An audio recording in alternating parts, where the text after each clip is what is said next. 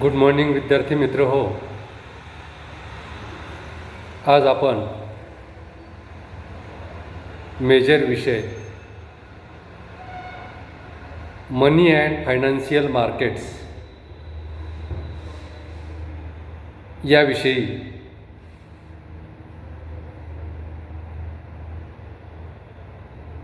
योग्य पर्याय निवडा हा प्रश्न कसा सोडवावा यामध्ये परीक्षेत योग्य पर्याय किंवा खालील काही पर्यायापैकी रिकाम्या जागा योग्य रिकाम्या जागे कशा भराव्यात याविषयी आपण माहिती पाहणार आहोत. मनी अँड फायनान्शियल मार्केट याला मराठीत आपल्याला मुद्रा आणि वित्तीय बाजार असे म्हणता येते किंवा पैसा आणि वित्तीय बाजार असं सुद्धा म्हणता येते. तर या मेजर विषयामध्ये परीक्षेच्या दृष्टिकोनातून पेपरमध्ये तुम्हाला 10 मार्काचे बहुपर्यायी प्रश्न सोडवावयाचे असतात किंवा त्यामध्ये रिकाम्या जागा भरावयाच्या असतात आणि हे सर्व प्रश्न अनिवार्य असतात. आणि हे 10 मार्क जर आपल्याला त्या ठिकाणी या 10 मार्कात जास्तीत जास्त मार्क आपल्याला मिळवायचे असतील आणि पेपर तपासणाऱ्यावरही एक सकारात्मक प्रभाव पाडावयाचा असेल तर यापैकी एकही प्रश्न आपला चुकता कामा नये. त्यामुळे आपण मनी अँड फायनान्शियल मार्केट्स या विषयातील बहुपर्यायी प्रश्न किंवा रिकाम्या जागा कशा भरावयाच्या याचा सराव करणार आहोत. क्वेश्चन नंबर 1 या माध्यमातून तुम्हाला प्रश्न कसे येतात ते सुद्धा लक्षात येईल. प्रश्न क्रमांक 1 असा आहे, जो पैशाची कार्य करतो तो पैसा होय. ही एक मुद्रेची व्याख्या दिलेली आहे, ही एक पैशाची व्याख्या दिलेली आहे. आणि पुढं प्रश्न कंटिन्यू केलेला आहे, ही पैशाची व्याख्या रिकामी जागा यांनी दिली. तर पहा, जो पैशाची कार्य करतो तो पैसा होय ही पैशाची सोपी व्याख्या अतिशय कमी शब्दामध्ये मांडलेली व्याख्या कोणी दिलेली आहे हे आपल्याला ओळखायचं आहे. तर पर्याय अ आहे प्राध्यापक वॉकर, पर्याय ब आहे सेलिगमन, पर्याय क आहे प्राध्यापक इली आणि पर्याय ड आहे प्राध्यापक केन्स. तर जो पैशाची कार्य करतो तो पैसा होय ही पैशाची व्याख्या कोणत्या अर्थतज्ञाने दिलेली आहे तो योग्य पर्याय निवडून आपल्याला त्या रिकाम्या जागेमध्ये लिहायचा आहे. तर अ आहे प्राध्यापक वॉकर, ब आहे सेलिगमन, क आहे प्राध्यापक इली आणि ड आहे पर्याय चौथा आहे प्राध्यापक केन्स. तर यापैकी जो पैशाची कार्य करतो तो पैसा होय ही व्याख्या प्राध्यापक वॉकर यांनी दिलेली आहे. म्हणजे या प्रश्नाचं योग्य पर्याय, या प्रश्नाचा योग्य पर्याय आहे तो म्हणजे अ प्राध्यापक वॉकर. आता दुसरा प्रश्न घेऊया आपण. मुद्रा ही एक अशी वस्तू आहे की ज्यामध्ये सर्वसाधारण स्वीकार्यता हा गुण असतो. ही पैशाची व्याख्या रिकामी जागा यांनी दिली. म्हणजे पहा, पहिल्या प्रश्नासारखाच हा प्रश्न आहे. या ठिकाणी दुसरी पैशाची किंवा मुद्रेची व्याख्या दिलेली आहे. व्याख्या पुन्हा एकदा सांगतो.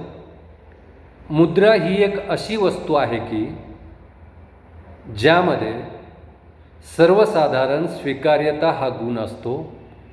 ही पैशाची व्याख्या रिकामी जागा यांनी दिली. पुन्हा पर्याय काय दिलेत ते पाहू आपण. अ प्राध्यापक वॉकर, ब प्राध्यापक सेलिगमन, क प्राध्यापक इली आणि ड प्राध्यापक केन्स. म्हणजे पर्याय तेच आहेत, प्रश्न बदललेला आहे. पहिल्या प्रश्नामध्ये प्राध्यापक वॉकर यांची मुद्रेची व्याख्या दिलेली होती, तर या ठिकाणी जी व्याख्या दिलेली आहे ती कोणत्या अर्थतज्ज्ञांनी मांडलेली आहे ते आपल्याला योग्य ते ओळखायचं आहे. मुद्रा ही एक अशी वस्तू आहे की ज्यामध्ये सर्वसाधारण स्वीकार्यता हा गुण असतो. ही पैशाची व्याख्या रिकामी जागा यांनी दिली. तर ही व्याख्या कोणी दिलेली आहे?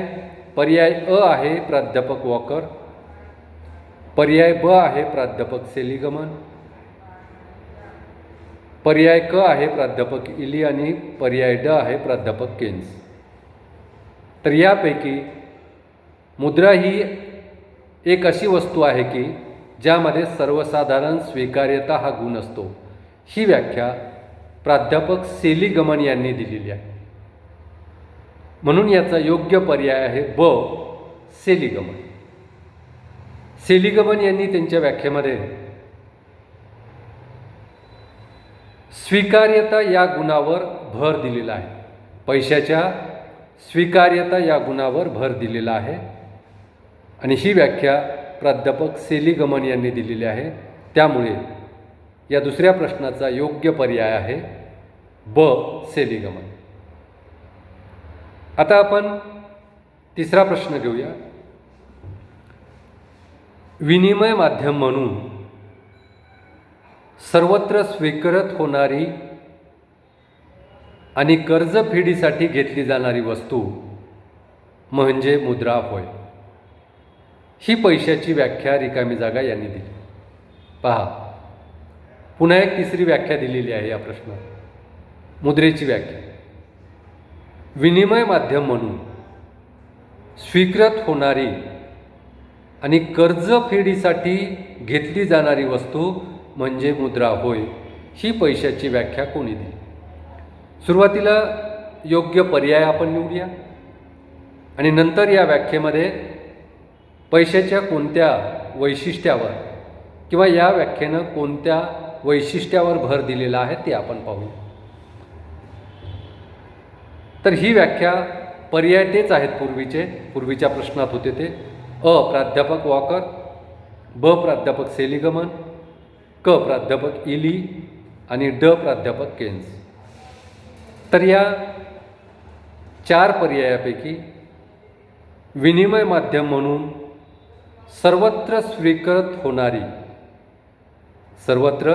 स्वीकृत होणारी आणि कर्जफेडीसाठी घेतली जाणारी वस्तू म्हणजे मुद्रा होय.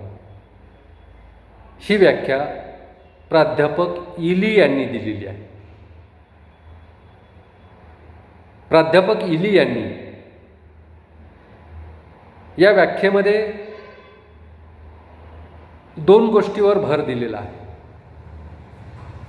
पहिला म्हणजे विनिमय माध्यम म्हणून सर्वत्र स्वीकृत, म्हणजे मुद्रा म्हणून जी वस्तू आपण घेतो, ज्याला आपण मुद्रा म्हणतो, ती वस्तू विनिमय माध्यम म्हणून सर्वत्र स्वीकृत होणारी असावी.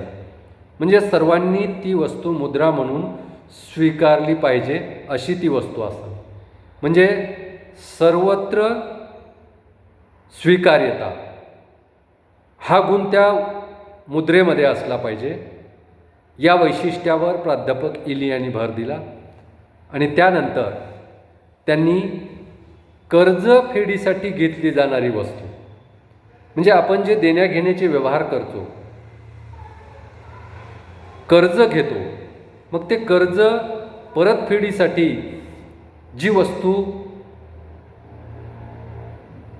घेतली जाते किंवा दिली जाते अशा वस्तूला त्या ठिकाणी मुद्रा असे म्हटलेले आहे, पैसा असे म्हटलेले आहे. ही प्राध्यापक इली यांनी दिलेली व्याख्या 2 वैशिष्ट्यावर भर देते पैशाच्या. एक तर सर्वत्र ती स्वीकृत होणारी असावी आणि दुसरं म्हणजे कर्जफेडीसाठी ती घेतली जाणारी असावी. अशा पद्धतीनं या ठिकाणी आपण योग्य पर्याय निवडा याबाबत 3 प्रश्न या ठिकाणी अभ्यासले आहेत. या ठिकाणी आपण थांबूया आणि पुढच्या तासामध्ये आपण त्या ठिकाणी आणखी काही महत्त्वाचे या विषयावरील योग्य पर्याय निवडा किंवा रिकाम्या जागा हा भाग आपण अभ्यासूया. धन्यवाद.